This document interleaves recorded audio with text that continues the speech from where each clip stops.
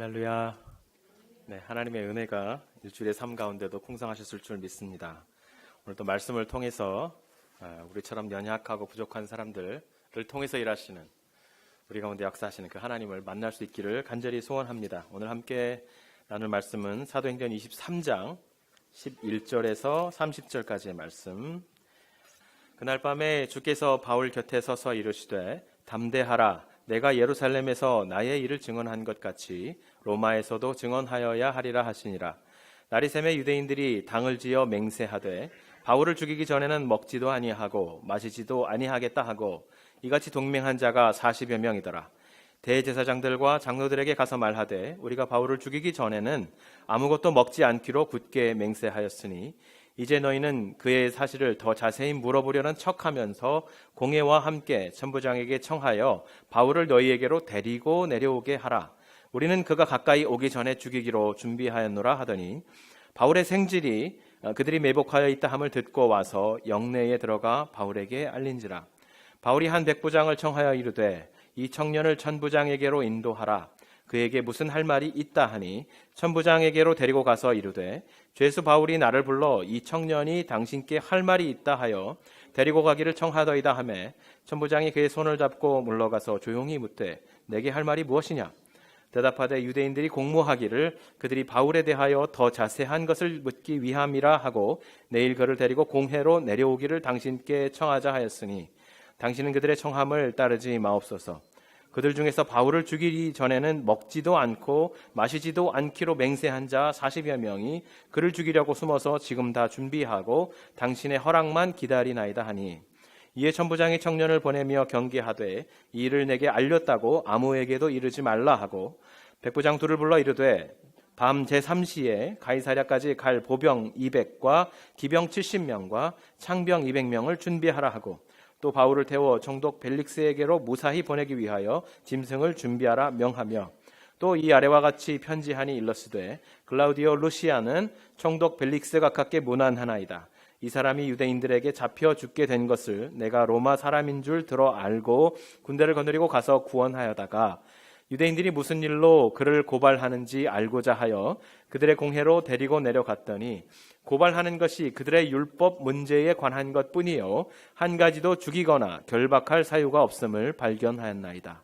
그러나 이 사람을 해하려는 관계가 있다고 누가 내게 알려주기로 곧 당신께로 보내며 또 고발하는 사람들도 당신 앞에서 그에 대하여 말하라 하였나이다 하였더라. 아멘.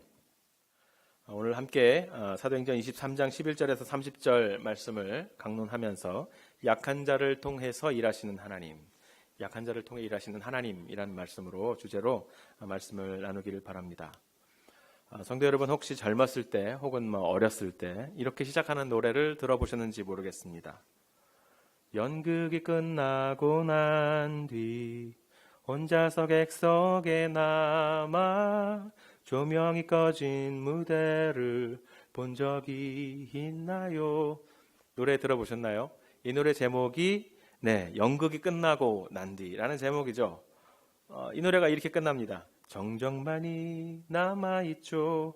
고독만이 흐르고 있죠. 연극이 끝나고 조명이 꺼지고 가득 차있던 관중석이 이제 텅 빈 후에 찾아오는 그 텅 빈 상태.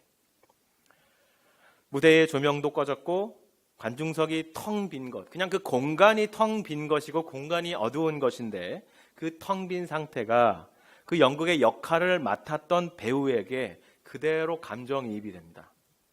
그래서 사실은 이 연극을 하면서 정말 오랜 기간 연습을 하고 준비를 잘해서 해야 할 것들을 정말 잘 했는데, 연기를 정말 잘하고 갈채도 받고 만족스럽게 연기를 다 했는데 그 후에 감사와 기쁨과 행복이 찾아와야 하는데 오히려 이상하게 연극을 이렇게 잘 마치고 나면 늘 그 캐릭터를 맡았던 배우에게는 허무함과 후회와 어떤 때는 심하다 보면 좀 우울한 감정까지 찾아오게 되는 경우가 많습니다.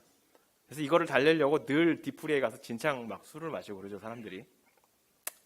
성도 여러분들도 아마 어린 시절에 교회에서나 혹은 학교에서나 이런 그 연극들, 공연 여러 가지 한번 해보신 적이 있으시죠? 있으시죠? 네, 있으실 것 같습니다. 연극 공연이 끝나고 나면 반드시 찾아오는 이러한 좀 원인 모를 허무함, 공허한 마음도 아마 같이 느껴보셨을 거라고 생각이 들어요. 연극에서 나는 분명히 어떤 캐릭터로 존재를 했는데 그 캐릭터를 잘 연기하기 위해서 정말 많은 노력을 기울이고 많은 시간을 보내고 그 대사를 외우기 위해서 노력하고 그 대사를 그냥 외우는 게 아니라 입에 잘 씹어지지 않는 대사를 막 내 입에 집어넣느라고 여러 번 반복하고 그 감정을 훈련하고 그랬는데 연극이 딱 끝나고 나니까 이제 더 이상 자기는 그 캐릭터가 아닌 것입니다. 그래서 갑자기 그 공허함이 찾아오는 것이죠. 그 캐릭터가 받던 조명과 갈채와 그 초점이 완전히 사라지고 난 후에 다가오는 그 허무함, 그 어려움. 그래서 그런 것을 아마 다들 경험해 보셨을 것 같습니다. 우리 주변에 또 어떤 사람들은 누가 봐도 저 사람은 성공했다. 저 정도면 걱정이 없겠지. 저 정도면 뭐 무슨 어려움이 있겠어. 행복할 거야. 하루하루 사는 게 다 행복할 거야. 이렇게 말하는, 우리가 이제 항상 그렇게 말하는 사람들이 있어요. 그런데 가끔씩 보면 특히 이제 연예인 같은 사람들이죠. 근데 성공의 정점을 누리고 있다라고 여겨지는 그런 사람들, 혹은 또 성공의 가도를 계속 달리고 있어야 할 그 에너지가 충만한 것 같은 그 사람이 어느 날 갑자기 스캔들에 휘말리거나 어떤 루머에 휩싸여서 갑자기 걷잡을 수 없는 절망의 나락으로 떨어지는 모습들을 우리는 가끔씩 보고는 합니다. 꼭 이렇게 극단적인 케이스가 아니라 하더라도 여러분 혹시 그 스포츠를 좋아하시는 분들은 혹시 2년차 증후군이라는 걸 들어보셨는지 모르겠습니다. 2년차 증후군. 여러분 그 항상 그 스포츠 시즌이 끝나고 나면 베스트 루키 상을 우리가 뽑잖아요. 그 해에 처음 프로에 데뷔했는데 막 너무 잘하는 선수가 있습니다. 근데 그 선수를 보면 꼭 그 다음 해에는 성적이 정말 좋지 않아요. 그러니까 첫 해에 막 그를 드라이브했던 그 동기부여가 갑자기 상을 받고 사람들의 갈채를 받고 한 시즌을 쉬면서 동기부여가 사라져버린 것이죠. 그래서 그 다음에는 성적이 별로 좋지 않아요. 이처럼 뭔가 자기에게 주어진 과업을 잘 해결했는데 그 잘 해결한 후에 찾아오는 허무함, 내가 일을 잘하고 잘 마쳤는데 잘 완수했는데도 불구하고 내게 찾아오는 뭔가 만족스럽지 못하고 뭔가 부족하고 내가 엉뚱한 곳으로 가고 있다라는 그런 느낌. 왜 이런 것이 도대체 우리에게 찾아올까? 왜 우리는 꼭 이런 뭔가 텅 빈 것 같은 삶 속, 항상 나는 열심히 살고 매일의 삶 속에서 내 일을 최선을 다하고 내 가족을 위해서 희생하는데 가끔씩 불현듯 찾아오는 이 허무함은 뭐일까? 라는 고민들을 해볼 때가 있습니다. 그래서 제가 좀 리서치를 해봤습니다. 여기저기 구글링을 좀 하다가 서울대 정신건강학과 윤대현 교수가 하는 글이 있는데 읽어보니까 좀 설득력이 있더라고요. 이런 말들을 하는 것이었습니다. 사람의 마음은 일단 어떤 동기부여가 확실해지면 주어진 상황에서 그 사람이 감당해야 할 어떤 사명, 과업, 우리 그리스도인으로 말하자면 사역, 이런 것들을 성취해내기 위해서 그 마음에서 끊임없이 긍정적인 에너지를 마구마구 공급해 준다는 것입니다. 그 몸을 위해서, 그 삶을 위해서 이 마음이 준비를 하고 필요한 긍정적인 마인드를 마구마구 퍼부어 넣어주는 것이죠. 사실 이 마음의 지원이라는 것은 정말 대단한 것입니다. 우리가 실제로 제때 밥을 먹지 못해서 배가 고파도, 혹은 너무 힘든 일을 해서 몸이 지쳐 있어도 사람은 목표가 확실하고 내가 거기까지는 반드시 가야 한다라는 확고한 동기부여가 있으면, 그리고 그 동기가 분명하고 강렬하면 이 마음의 지원은 몸이 지친 것, 상황이 좋지 않은 것, 이런 것을 가리지 않고 계속해서 긍정적인 마음을 우리 가운데 불어 넣어준다는 것이죠.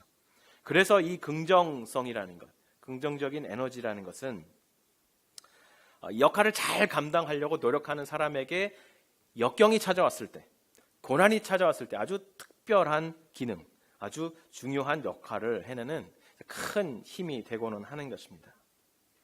그래서 우리 주변에 사람이 어떻게 과업을 성공할 것인가, 어떻게 일을 잘 완수할 것인가 라는 것을 가르치는 책이나 강연들을 우리가 찾아가서 보면, 그러기 위해서 내가 반드시 만들어야 할 이만큼의 돈, 이만큼의 환경, 이만큼의 인맥, 이런 사람들, 이런 것을 준비를 꼭 해야 된다고 가르치는 책이나 강연은 별로 없습니다. 어떻게든 내 마음을 다그치고 내 마음을 잘 간수해서 어떤 어려움이 와도 내 마음이 너에게 긍정적인 에너지를 쏟아붓게 해라 라는 그런 식의 강의들, 그런 식의 책들이 아주 넘쳐나는 것입니다. 그런데 사실 문제는 이런 어려운 장애와 고난을 다 이겨낸 후에 드디어 그 역할을, 그 임무를, 그 과업을, 또 그 사역을 성공적으로 완수해냈을 때 아무런 주권 없이 그동안 계속해서 제공되던 그 긍정적 에너지가 갑자기 뚝 끊기는 일이 발생한다는 것입니다. 한참 성공을 위해서 달려갈 때는, 한참 성공 가도를 달리고 있을 때는 그 마음으로부터, 자신의 마음으로부터 부어지던 그 에너지를 마구마구 끌어다 쓰면서 이게 언젠가 끊어질 거야. 언젠가 내가 잘할 수 있을 거야. 나는 할 수 있어. 나는 못할 게 없어. 내가 마음만 먹으면 뭐 한자어도 있잖아요. 정신일도 하사불성. 마음을 하나로 모으면 내가 못할 일이 무엇이야. 뭐 이런 그 동기부여를 끝까지 하면서 끊임없이 하면서 할 수 있어 하고 왔는데 언젠가는 그러한 동기부여도 더 이상 주어지지 않을 것이라는 생각을 아예 하지 못하고 달려간다는 것입니다. 그런데 성공을 이루고 났을 때, 이제 어느 정도 자리에 올라왔을 때 이 마음이, 사람의 마음이 이제 그런 긍정적인 에너지를 공급하기를 갑자기 멈추기를 잘한다는 거예요. 그러고 나서 이렇게 우리에게 말한다는 것입니다. 지금까지는 내가 이 긍정의 에너지를 한없이 대출해 줬으니까 이제, 그리고 어느 정도 성공을 이루었으니 이제부터는 거꾸로 너의 마음을 즐겁게 해라 하고 요구한다는 것입니다. 그러면서 그동안 투자한 모든 긍정적 에너지를 일시불로 원금 상환을 하라고 요청을 한다는 것이죠.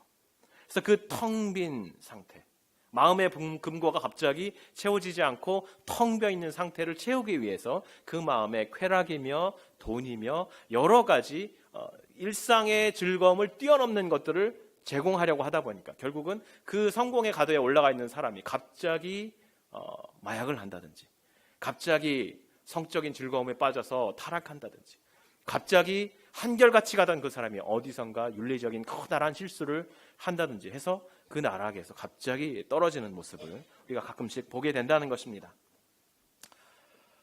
윤리학 교수가 말하는 이 말을 듣고 나니까 성경에도 이러한 어려움을 겪은 사람들이 많이 있다는 것을 제가 발견하게 되었습니다.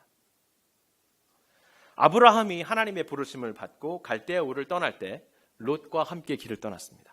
조카 롯과 함께 길을 떠났어요. 그런데 어느 정도 시간이 지났을까요? 조카 롯의 목자들과 아브라함의 목자들 사이에 갈등이 생겼죠. 그래서 결국은 둘이 갈라서게 됩니다. 마음 아픈 일이지만 롯은 소돔과 고모라의 아주 풍성한 목초지를 찾아서 자신의 거주지를 택하고 아브라함은 다른 곳으로 이동하게 되죠. 근데 얼마 지나고 나서 소식이 들려오는데 그 소돔과 고모라 지역의 임금들이, 그 주변 나라의 임금들이 서로 연합을 해서 전쟁을 벌였는데 소돔과 고모라의 왕이 패배를 했다는 것입니다. 그래서 결국 이 롯이 그 주변 사람들과 함께 포로로 끌려갔다는 소식이 들려왔습니다.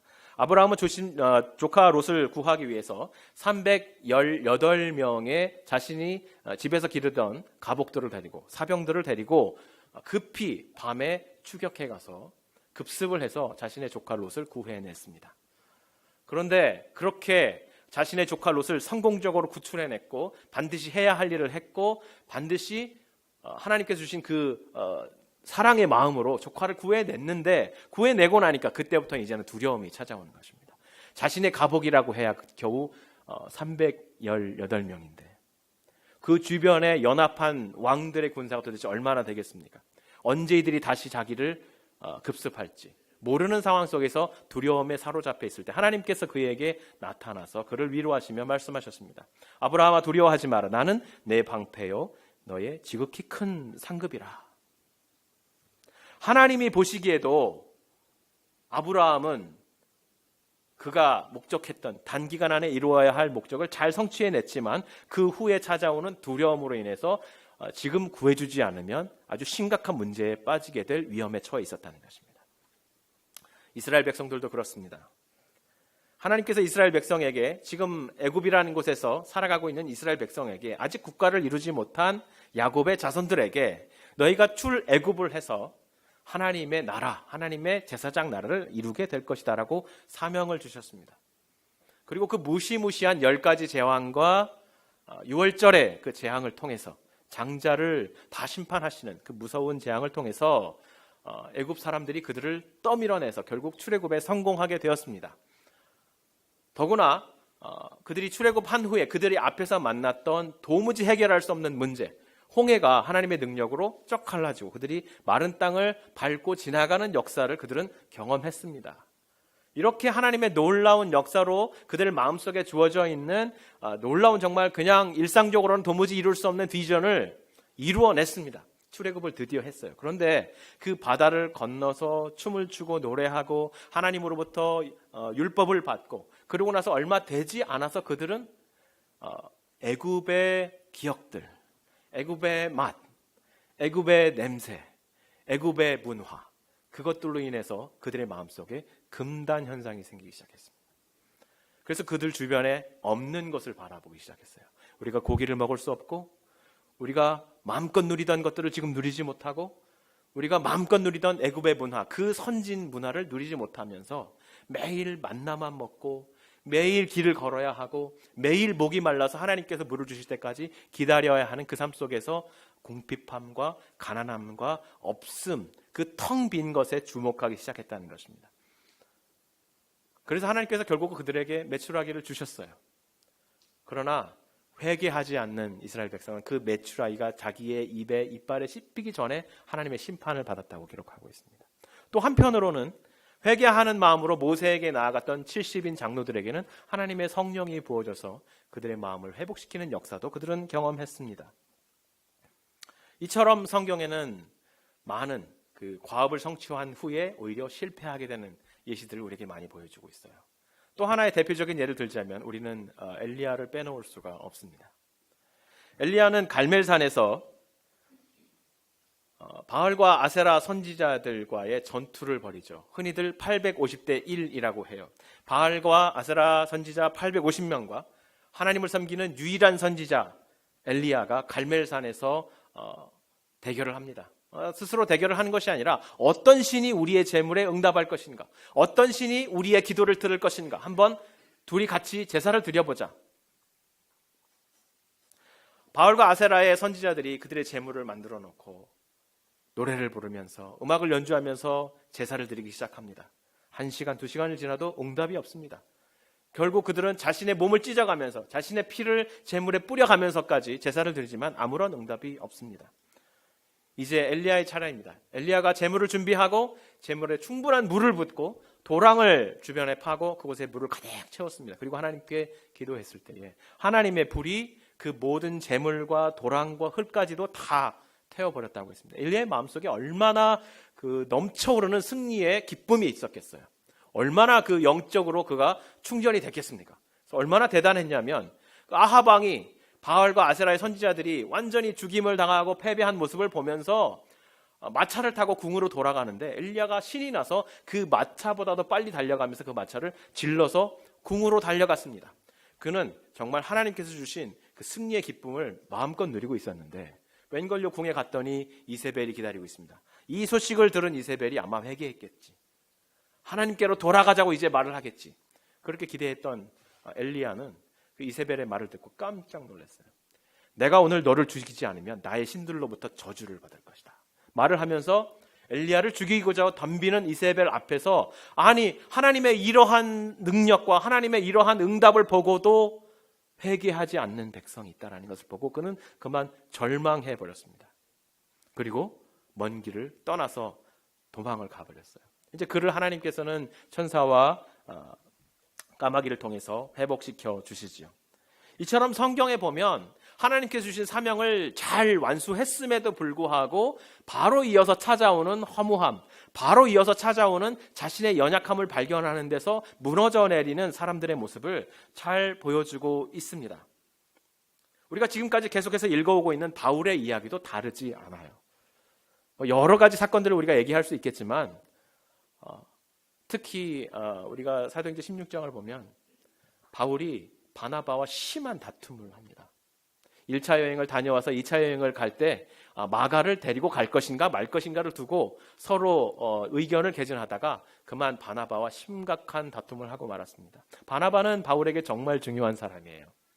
그가 시골에 묻혀 있을 때 그를 발견해서 함께 사역을 할 수 있게 도와주었고, 예루살렘에 그를 소개해 주었고, 어려운 일이 있을 때마다 그의 멘토가 되어 주었던, 정말 그는 바울의 은인이에요. 바울은 바나바에게 절대 그래서는 안 되는 정말 소중한 사람이에요. 그런데 마가의 문제 때문에 결국은 바나바와 싸움을 하게 되고 서로 각자 다른 길을 떠나게 되었습니다. 바나바도 그랬겠지만 바울의 마음속에 상처가 컸을 거예요. 아마 후회도 있었을 것입니다. 내가 왜 그랬을까? 내가 정말 그렇게 대하면 안 되는 사람인데 왜 바나바에게 그렇게 상처를 주고 서로 길을 갈라섰을까? 그 상처 속에 가득 차있던 바울에게 하나님께서 새로운 한 사람을 주셨는데, 사도행전 16장에 하나님께서 그에게 디모데를 주셨습니다. 디모데를 통해서 바울은 큰 위로를 받고 이제 그가 가는 길마다 디모데를 통해서, 그리고 함께하는 사역을 통해서 하나님께서 많은 은혜와 역사들을 보여주셨다고 성경은 말하고 있어요. 16장 5절에 보니까 디모데와 함께 동행해서 가는 교회들마다 사역이 매우 성공적이었다. 이에 여러 교회가 믿음이 더 굳건해지고 수가 날마다 늘어가니라. 사역의 엄청난 성공을 경험하기 시작했습니다. 그의 마음이 차분해지고 그의 마음이 아주 굳건해졌습니다. 그러나 우리가 그 다음 장에 바로 보면 어떤 사건이 일어나냐면, 이제 계속해서 사명을 감당하기 위해서 소아시아 지역으로 가려고 했더니 예수의 영이 그 길을 막으시고, 다시 북쪽으로 길을 틀어서 본도와 비두니아로 가려고 했더니 성령이 그 길을 또 막고, 대체 어디로 가야 하는가? 나의 리더십이 왜 이렇게 아무런 작용을 하지 못하는가? 하나님께서 왜 나에게 침묵하고 계시는가 하는 침묵의 기간이 갑자기 찾아왔습니다.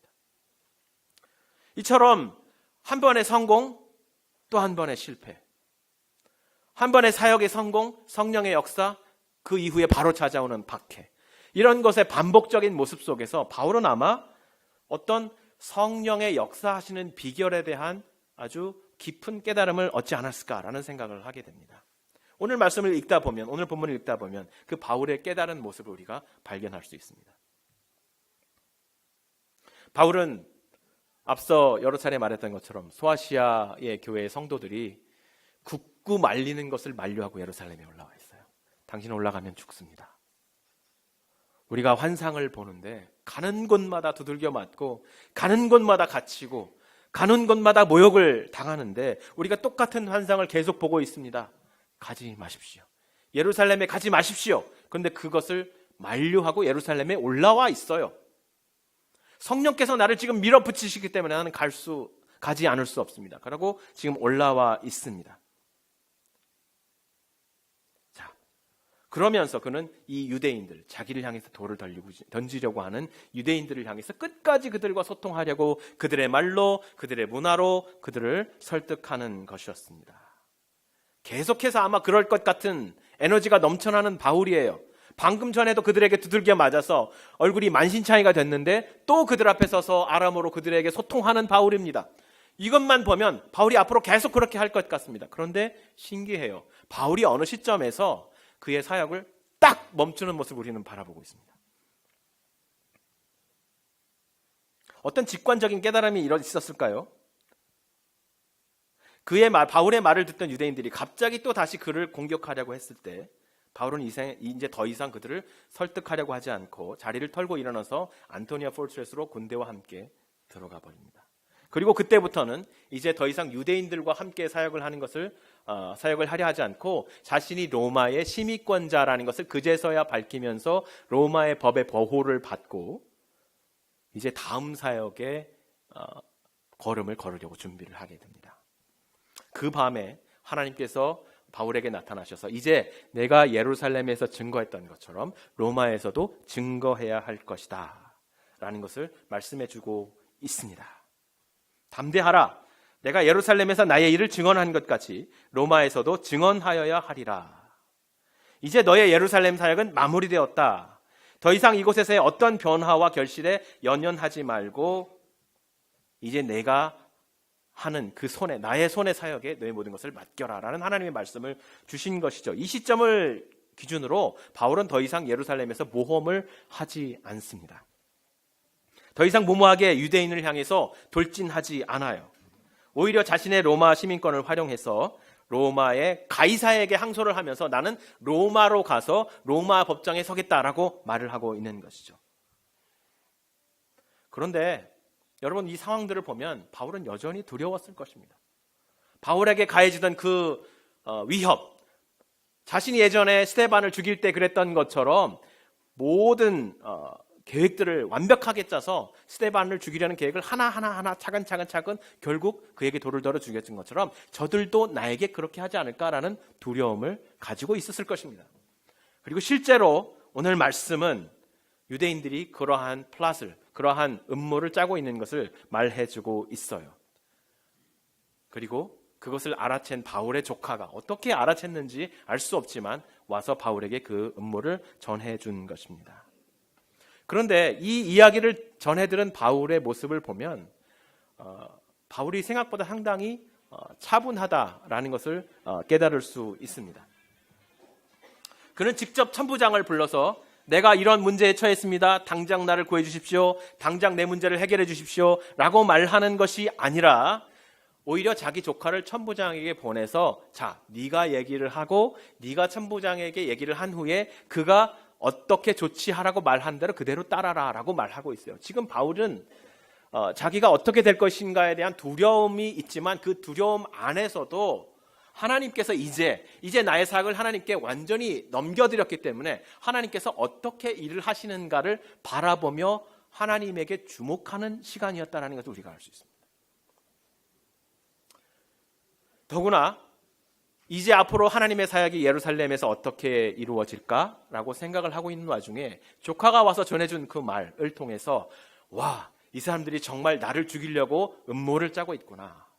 그런데 또 한편으로 그런데 하나님께서 나의 조카, 이 정말 약하고 어리고 연약한 이 한 사람을 통해서 이 거대하고 완벽하게 짜여진 음모가 무너지게 하시는구나 라는 것을 바라보면서 그제 이제는 바울은 무대에서 내려와서 자신이 주인공이 되어서 끝까지 고집을 하면서 나는 절대 이 무대에서 내려가지 않을 거야 라고 고집하는 것이 아니라 무대에서 내려와서 그 무대에서 이제는 하나님께서 주인공이 돼서 하시는 그 사역이 무엇인지를 바라보면서 그에게 하나님께 영광을 돌리는 그 자리를 택했다는 것입니다.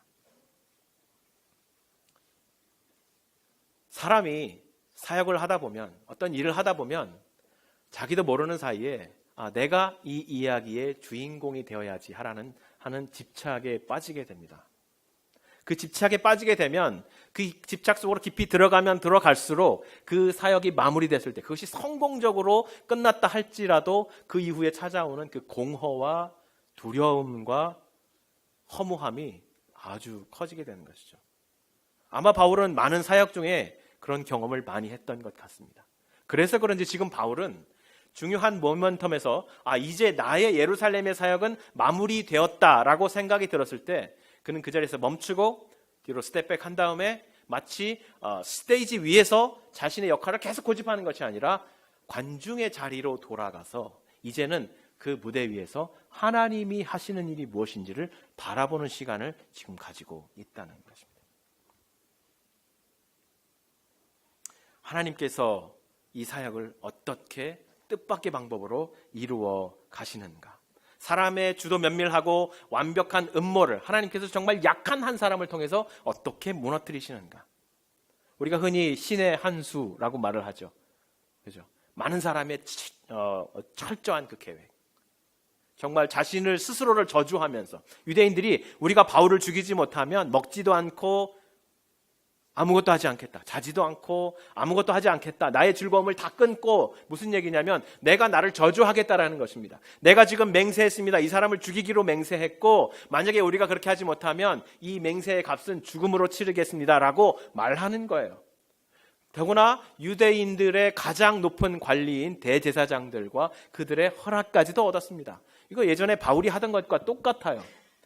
그렇게까지 하면서 바울을 죽이겠다고 하는 이 사람들의 완벽한 이 계획을 모두가 서포트해주고 모두가 뒤를 봐주고 모두가 그들의 계획이 이루어지게 하려고 음모를 함께 꾸미고 있는 그 현장에서 정말 이 조그만 소자 한 사람의 지식을 통해서 그 계획을 와르르 무너뜨려내시는 그 하나님을 바울이 바라보고 있는 것이죠. 사역자들이 우리 목사와 전도사와 장로님들과 집사님들과 사역자들이 많이 있잖아요. 사역자들이 흔히 잘 실수를 하는 모멘텀이 언제냐면, 순간이 언제냐면 내 사역이 잘 됐다. 쉽게 목사로 말하자면 오늘 설교를 했는데 성도들이 은혜를 많이 받고 아멘 아멘 하고 막 눈물도 흘리고 그리고 나서 집에 돌아갔다 이거야. 그때 목사의 마음에 가장 큰 위험이 들어요.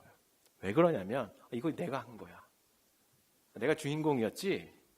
나 참 잘했어.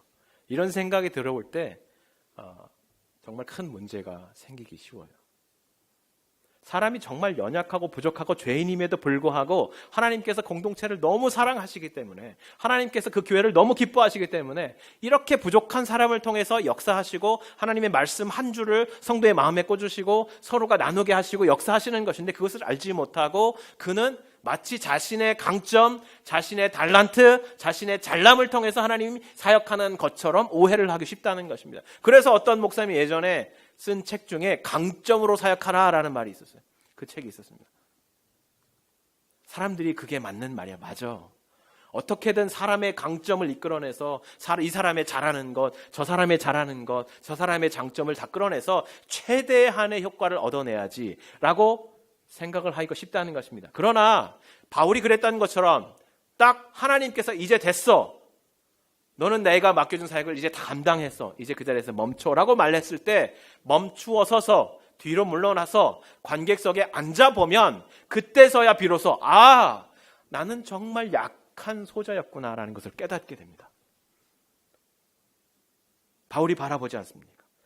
자기 자신을 죽이기 위해서 그렇게 많은 사람이 맹세를 하고 철저하게 계획을 준비하고 가장 높은 관료들의 도움을 얻고 모든 서포트를 다 받아가면서 음모를 꾸미는데 아주 작은 한 소자의 입술을 통해서 그 음모를 완전히 무너뜨리시는 하나님의 그 방법을 보면서 내 사역도 그랬구나. 나도 이렇게 연약한 자였구나. 하나님께서 나를 통해서 일하실 때 나는 청직이었구나. 내가 주인공이 아니라 청직이었구나.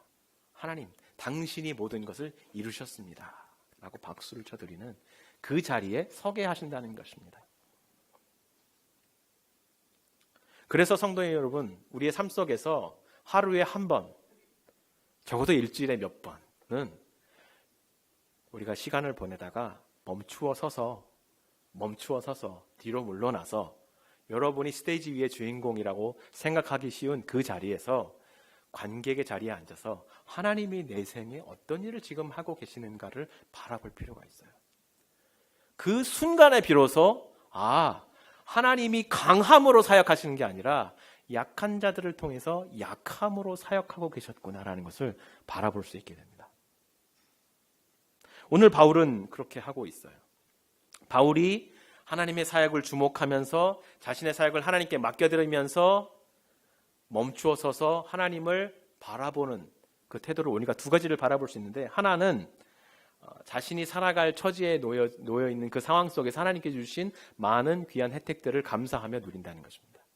그에게 준 시민권, 그는 분명히 하나님 나라의 백성인 줄 알고 있었어요. 아무 데서나 로마 시민권자의 특혜를 받아 누리지 않았습니다. 그런데 그는 지금 자신이 이 연약한 처지에서 하나님께서 자기에게 주신 혜택, 이 로마 시민권자로서의 누려야 할 혜택을 누리면서 법적인 보호를 받으면서 살아가고 있는 것이죠. 여러분, 이 세상을 죄와 악의 화신으로만 보는 것은 경건한 삶의 모습이 아닙니다. 하나님께서 일반 은총이라고 얘기를 하죠. 그렇죠? 하나님께서 지혜를 주신 많은 사람들, 하나님께서 선한 양심을 주신 많은 사람들이 이 세상을 그래도 아름답게 다스리려고 많이 노력하고 있고, 또 그래도 약한 자를 도와주기 위한 법을 만들고 그 법을 적용하기 위해서 많이 노력하고 있어요. 이 가운데서 우리가 살아가면서 하나님께서 주신 이 모든 자연 속에 아름다움을 누리면서 나의 약함을 인정하는 것은 매우 중요한 태도입니다.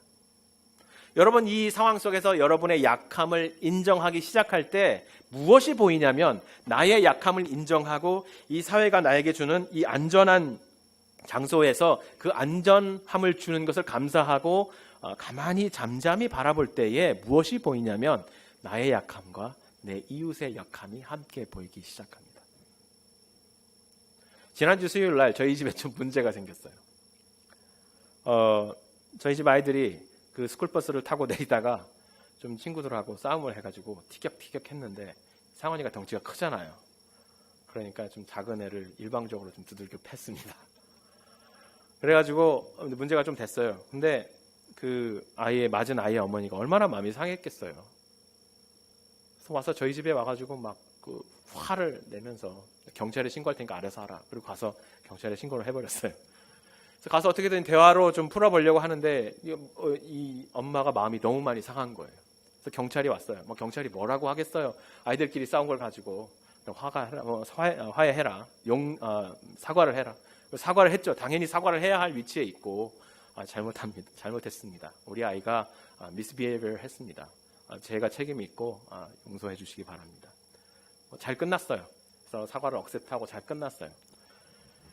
그러고 나서 이제 아이들도 다독이고 절대 그렇게 힘으로 문제를 해결하려고 그러지 말아라. 어딘가 가면 너보다 힘든 사람이 또 있다. 항상 조심해라. 힘으로 그렇게 약한 사람을 하는 것 하나님이 기뻐하시지 않는다. 이렇게 말을 하고 다독여주고 올려보냈는데 그냥 잠을 자고 아침에 일어났는데 누가 초인종을 띵동 하고 누르는 거예요. 아침에 부시시한 눈으로 문을 딱 열었는데 문을 열자마자 이만한 흑인 아저씨가 와가지고 저에게 막 컬스워드를 막 쏟아보면서 네가 내 아들 때렸지, 네 아들이 막 그러면서 막 한마디 제가 또 흑인 영어를 잘 못 알아들어요. 거기다 대고 막 쏟아붓는 거예요. 막 쫄아붙어가지고 아니 도대체 이 상황을 어떻게 해야 되나.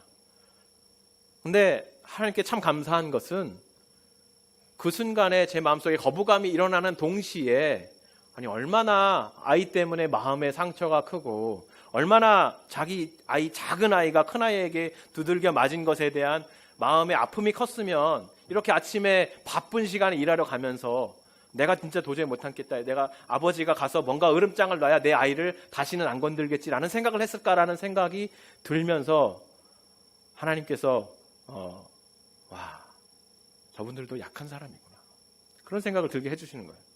그러니까 그 순간에 저도 너무 약하거든요. 이거 영어도 안 되지, 말은 한마디도 못 알아듣겠지, 뭔가 욕을 막 하고 있는데 말은 못하고 뭐라고 합니까? 미안하다고. I'm sorry. 정말 미안합니다.